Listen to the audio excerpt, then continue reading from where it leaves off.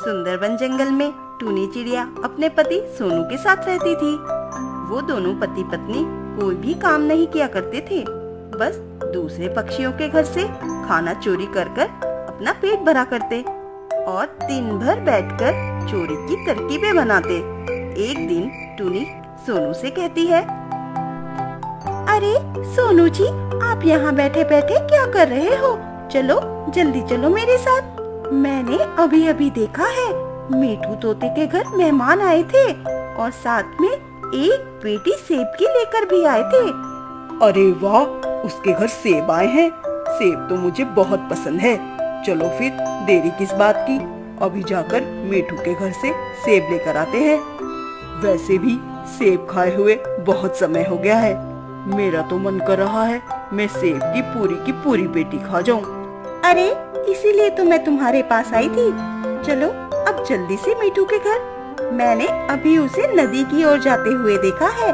मैं उसे नदी के किनारे अपनी बातों में बहला फुसला लूंगी और तब तक तुम उसके घर से सेब की पेटी चुरा लेना। हाँ टूनी, तुम बिल्कुल ठीक कह रही हो। चलो अब अपने अपने काम पर लग जाते हैं। अब टूनी और सोनू अपने अपने काम में लग जाते हैं। टूनी नदी के किनारे मीठू को अपनी बातों में उलझा देती है और सोनू मीठू के घर जाकर सेब चुराने के इरादे से घर में घुस जाता है। अरे टूनी बहन, तुम और यहाँ? तुम्हें तो पहले कभी भी नदी के किनारे नहीं देखा। तुम तो कहती थी कि तुम्हें नदी पर जाना बिल्कुल पसंद नहीं है, तो फिर तुम यहाँ आज कैसे आ गई?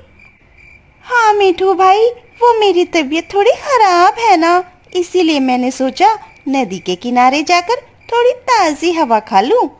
लेकिन टूनी बहन, पेड़ों के पास जाकर ताज़ी हवा खाने को तो मैंने सुना था, लेकिन नदी के किनारे ताज़ी हवा ये नहीं सुना। हाँ मीठू भाई, वो मुझे थोड़ी अलग तरह की बीमारी हुई है, इसीलिए वैद्य जी ने मुझे थोड़ी अलग तरह की हवा खाने को कहा है।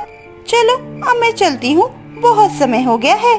टूनी ऐसा कहकर वहाँ से अपने घर चली जाती है और सोनू भी मीठू के घर से सेब चुराकर घर वापस आ जाता है।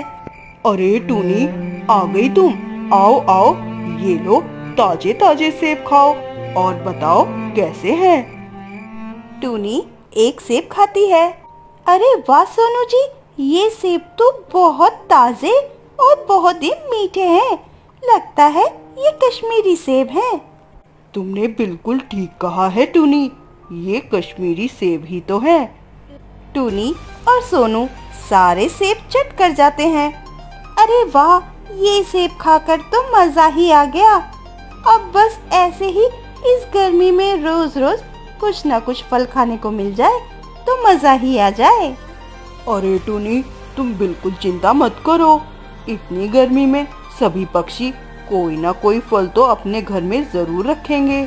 हमें तो बस उनके घर से चोरी करनी है। उधर मीठू तोता अपने घर वापस आता है और खाने के लिए सेब ढूंढने लगता है, लेकिन उसे घर में सेब मिलते ही नहीं है। हाय राम, मेरे सेब कहाँ गए? मैंने तो यहीं रखे थे। आखिर मेरे सेब यहाँ से कहाँ जा सकते हैं? कुछ समझ नहीं आ रहा। मीठू को कुछ समझ नहीं आ रहा था कि उसके सेब आखिर गए तो कहाँ गए। फिर अगले दिन सोनू टूनी से कहता है, टूनी, आज का क्या प्लान है? आज किसके घर चोरी की जाए? सोनू जी, मैंने सुना है आज सोना चील की बेटी का जन्मदिन है और सोना चील अपनी बेटी का जन्मदिन बहुत धूमधाम से मना रही है। जन्मदिन की खुशी में सोना चील ने तरह तरह की मिठाइयाँ और पकवान भी बनाए हैं, तो क्यों ना आज वहीं चोरी की जाए। मिठाई? अरे वाह, मिठाई का नाम सुनकर तो मेरे मुंह में पानी ही आ गया। टूनी, अब देर किस बात की है, चलो अपना काम शुरू करते हैं। फिर सोनू और टूनी चोरी करने के लिए निकल जाते हैं। सोना चील ने अपनी बेटी के जन्मदिन में जंगल के सभी पक्षियों को बुलाया हुआ था। अरे टूनी, सोना चील ने तो जंगल के सभी पक्षियों को दावत पे बुलाया हुआ है। यहाँ तो चोरी करना बहुत मुश्किल है। हमें बहुत सावधानी से चोरी करनी पड़ेगी। हम एक काम करते हैं, मैं पहले चुपके से जाकर देखता हूँ कि खाने का सामान कहाँ रखा है। फिर मैं चुपके से सारा खाने का सामान तुम्हें पकड़ा दूंगा और तुम जल्दी से खाने का सामान लेकर घर चली जाना। ठीक है सोनू जी, लेकिन चोरी बहुत सावधानी से करना, किसी को भी हम पर शक नहीं होना चाहिए।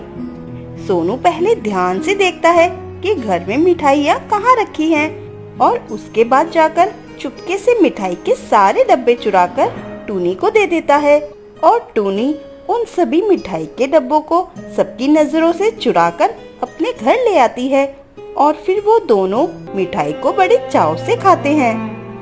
अरे वाह टूनी, इन लड्डुओं को खाकर तो मजा ही आ गया। मैंने इससे अच्छे लड्डू पहले कभी नहीं खाए। अरे सोनू जी, ये रसगुल्ले खाकर देखो, मुंह में डालते ही पिघल जाते हैं। अगर ऐसे ही हमें खाने की चीजें हमेशा मिलती रहे तो मजा ही आ जाएगा।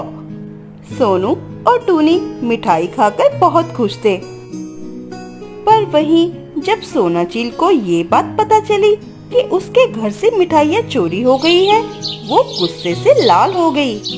किसकी इतनी हिम्मत हुई कि मेरे घर में घुसकर मेरी ही मिठाई खा गया। अरे मिठाई का एक दाना भी नहीं छोड़ा उस चोर ने। अगर एक बार वो मुझे मिल जाए तो मैं उसे नहीं छोड़ने वाली। तभी मीठू तोता सोना से कहता है, अरे सोना बहन, कल मेरे घर से भी सेब चोरी हो गए थे। इसका मतलब इस जंगल में कोई चोर भी है जो खाने की चीजें चोरी करता है। अच्छा, तो ये बात है। तुम चिंता मत करो, मेरे पास चोर को पकड़ने का एक बहुत ही अच्छा तरीका है। मैं भी देखती हूँ वो चोर मेरी पकड़ से कैसे बाहर निकलता है। उसकी इतनी हिम्मत कि वो मेरे घर आकर चोरी करे। अब तो मैं उसे बिल्कुल नहीं छोड़ने वाली। लेकिन चोर को पकड़ने में आप सभी को मेरे साथ देना पड़ेगा। मेरे पास एक बहुत अच्छा उपाय है जिससे हम चोर को बहुत ही आसानी से पकड़ लेंगे। हाँ हाँ सोनाचील, बताओ बताओ, हम सभी तुम्हारे साथ हैं। मेरे घर में कुछ आम रखे हैं। हम आम में गोंद मिला देते हैं और जंगल में ये बात फैला देते हैं कि लूसी कबूतरी के घर कई सारे आम रखे हैं। जैसे ही ये बात चोर को पता लगेगी और वो उसे खाने आएगा, जैसे ही वो आम खाएगा उसकी चोंच चिपक जाएगी और हमें पता चल जाएगा कि चोर कौन है। सभी को ये उपाय बहुत पसंद आता है और वो सभी ऐसा ही करते हैं। अगले दिन जैसे ही सोनू और टूनी को ये बात पता चलती है, वो तुरंत लूसी कबूतरी के घर आम चोरी करने के लिए चले जाते हैं। जैसे ही वो आम खाना शुरू करते हैं, दोनों की चोंच चिपक जाती है। चोंच चिपकने के कारण वो दोनों घबरा जाते हैं। घबराहट में वो तुरंत वैद्य जी के पास जाते हैं और वैद्य जी के पास जाते ही सभी पक्षी उन दोनों को वहीं पकड़ लेते हैं।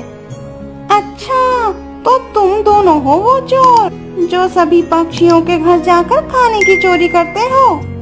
वैसे तुम दोनों की हालत देखकर लग रहा है कि तुम दोनों को तुम्हारे किए की सजा मिल चुकी है। सोनू और टूनी की हालत बहुत खराब थी। बेचारे कुछ बोल भी नहीं पा रहे थे, बस अपने पंख जोड़कर सभी पक्षियों से माफी मांग रहे।